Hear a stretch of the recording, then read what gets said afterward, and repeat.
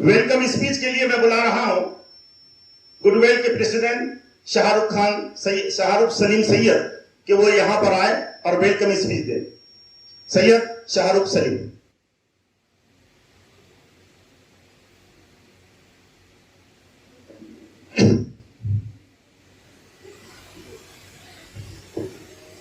आज के इस कार्यक्रम के अध्यक्ष श्री सुनील रायठट्टा सर जी और हमारे इस कार्यक्रम के प्रमुख अतिथि श्री ए.बी. पाटिल सर और मंच पर उपस्थित सभी मान्यवर और हमारे इस प्रोग्राम में आए हुए सभी parents, teachers, a very good evening to one and all present over here. आज मैं Shahrukh Syed goodwill education welfare society के प्रेसिडेंट के नाते आप सबके सामने हाजिर हुआ है और मैं इस छात्र सम्मान समारोह के प्रोग्राम में मैं आप सभी का तहे दिल से इस्तकबाल करता हूं, स्वागत करता हूं। मैं अपनी स्पीच, वेलकम स्पीच की शुरुआत कुरान की एक आयत से करना चाहूंगा जिसमें कहा गया है कि एक कुरा बिस्मि रब्बिकल लज़ी खलक, पढ़ो अपने रब का नाम लेकर जिसने तुम्हें कलम का इस्तेमाल करना सिखाया। अगर हम प्रॉफेट मोहम्मद सल्लल्लाहु अलैहि वसल्लम की अगर कुछ वचनों को देखें तो उसमें भी कहा गया है कि इल्म का जो हासिल करना है तो हर मर्द और औरत पर फर्ज है, कंपल्सरी है। और मैं ये कुरान की बातों को अगर वेदों की भाषा में अगर बताना चाहूँ तो उसमें कहा गया है कि अन्नदान परम दान, अन्नदान परम दान, विद्या दान अतः परम, ये वेद में लिखा हुआ है। इसका मतलब या मायना होता है कि अगर आप अन्न का दान करते हैं तो आप किसी भूखे को एक वक्त की रोटी से आप उसका पेट भर सकते हैं, लेकिन अगर आप किसी को विद्या का दान दोगे, नॉलेज दोगे या इल्म दोगे तो आप उसकी पूरी जिंदगी संवार सकते हो। और मैं मंच पर उपस्थित हमारे सभी मान्यवर जो एक एजुकेशन के क्षेत्र में एक बहुत अच्छा काम कर रहे हैं उनके लिए मैं एक आप सभी से एक इल्तिजा करूंगा कि आप उनके लिए एक जोरदार तालियां बजाएं। अगर मैं जो इल्म के बारे में मैंने आपको कहा है, अगर मैं यही बात अगर बाइबल में देखूं तो बाइबल में भी आपको यही मिलेगा कि बाइबल में कहा है कि एजुकेशन ये आपकी जिंदगी है, आपको इसको संभाल कर रखना है। एजुकेशन यानी हम इल्म कह सकते हैं, उसको हम दूसरे शब्दों में शिक्षा भी कहेंगे। तो ये सारी बातें आपको मतलब हर रिलीजन के मुताबिक बताने का तात्पर्य मेरा सिर्फ एक है कि हर रिलीजन इल्म के बारे में या आप कहेंगे शिक्षा के बारे में या इसके महत्व को बता रहा है। और शिक्षा के महत्व को बताने का मतलब यह है कि हम सभी लोगों को इल्म को हासिल करने के लिए हमारी उसके तरफ एक हमारी ख्वाहिश होनी चाहिए उसको इल्म को सीखने के लिए। और इसी इल्म को बुनियाद रखकर goodwill educational and welfare society की बुनियाद रखी गई। और आप जैसे देखेंगे कि goodwill education and welfare society जो है तकरीबन 4 क्षेत्रों में हम लोग काम कर रहे हैं। सबसे पहला क्षेत्र जिसमें हम लोग काम करते हैं और कर रहे हैं और इंशाल्लाह आगे करते भी रहेंगे वो है एजुकेशन कि अंडर प्रिविलेज सोसाइटीज में शिक्षा के महत्व को आगे बताना और उसके अंदर हम लोग काम कर रहे हैं। उसके साथ साथ हमने हेल्थ केयर में भी काम किया हुआ है और वेलफेयर में भी हम लोग बहुत सारे काम कर रहे हैं। और चौथा सबसे महत्वपूर्ण काम, क्योंकि हम ये दुनिया में रहते हैं तो हम इस दुनिया के पर्यावरण को भी हमको ठीक करते चलना है, उसी के लिए पर्यावरण के क्षेत्र में भी हम लोग काम कर रहे हैं। और इसीलिए आप स्टेज पे आप अगर देखोगे तो यहाँ पर बुके नहीं है, यहाँ पर हमने जितने भी चीफ गेस्ट आए उनको पौधा दिया हुआ है। और मैं ये आशा करता हूँ कि मंच पर उपस्थित जितने भी हमारे मान्यवर है ये जाएंगे और इस पौधे को एक अच्छी जगह लगाएंगे जिसके वजह से आगे आने वाली हमारी जनरेशंस को हम एक हमारी तरफ से ये गिफ्ट रहेगा।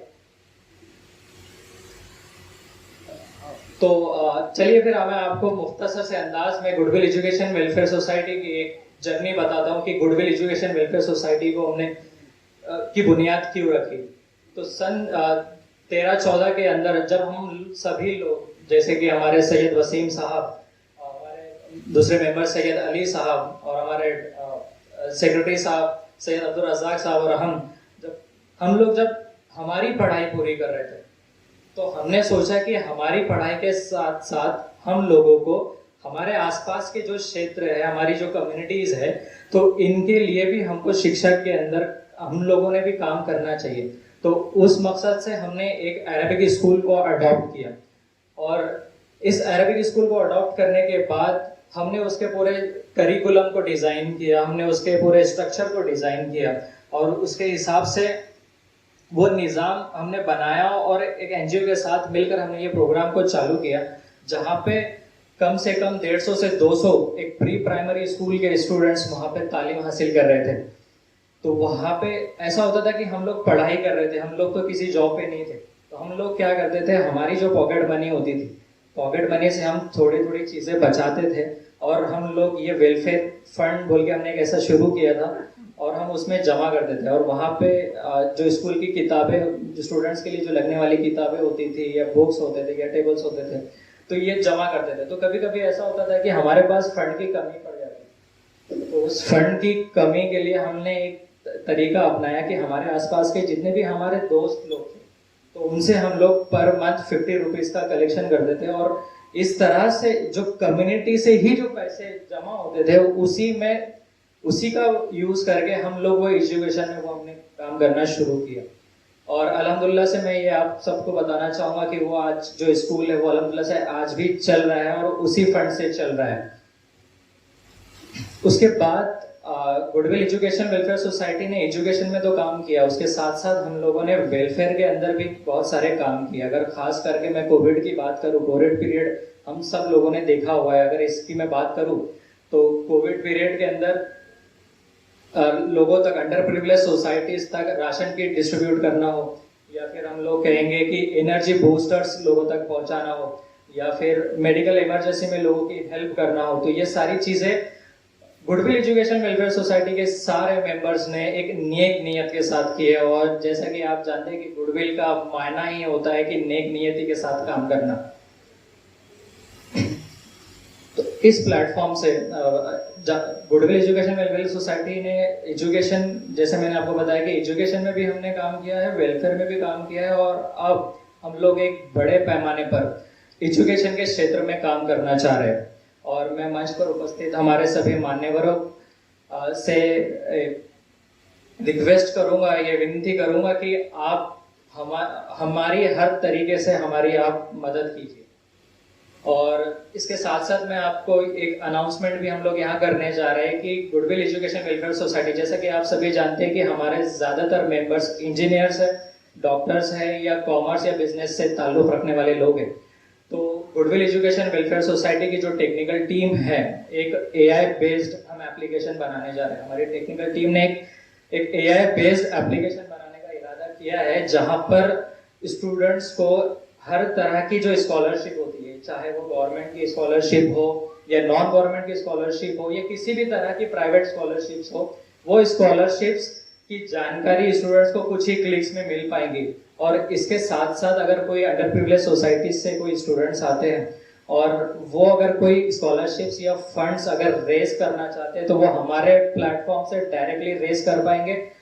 ये जो प्लेटफॉर्म हम लोग बनाने जा रहे हैं, ये प्लेटफॉर्म ट्रांसपेरेंट तरीके से जो डोनर्स रहेंगे हमारे, वो डोनर्स और जो स्टूडेंट्स ने फंड रेज करने के लिए रिक्वेस्ट डाली है, वो उनके अकाउंट में वो डायरेक्ट ट्रांसफर होगी। और ये पूरा काम होगा, ये एप्लीकेशन के थ्रू होगा और पूरा ट्रांसपेरेंट तरीके से होगा। तो आइए वक्त की अहमियत को जानते हुए मैं अपने जो गुफ्तगू जो मैंने की है उसको मैं समाप्त करता हूँ। और अंत में मैं इतना ही कहता हूँ कि गुडविल के लिए मैं कुछ दो शब्द कहना चाहता हूँ कि हयात लेके चलो, कायनात लेके चलो। हयात यानी जिंदगी को कहते हैं और कायनात यानी पूरी यूनिवर्स को कहते हैं। तो हयात लेके चलो, कायनात लेके चलो, चलो तो फिर सारे जमाने को साथ लेकर चलो। और मेरे जो आने वाले स्टूडेंट्स हैं और माशाल्लाह से सभी स्टूडेंट्स ने बहुत अच्छी कामयाबियां हासिल की है।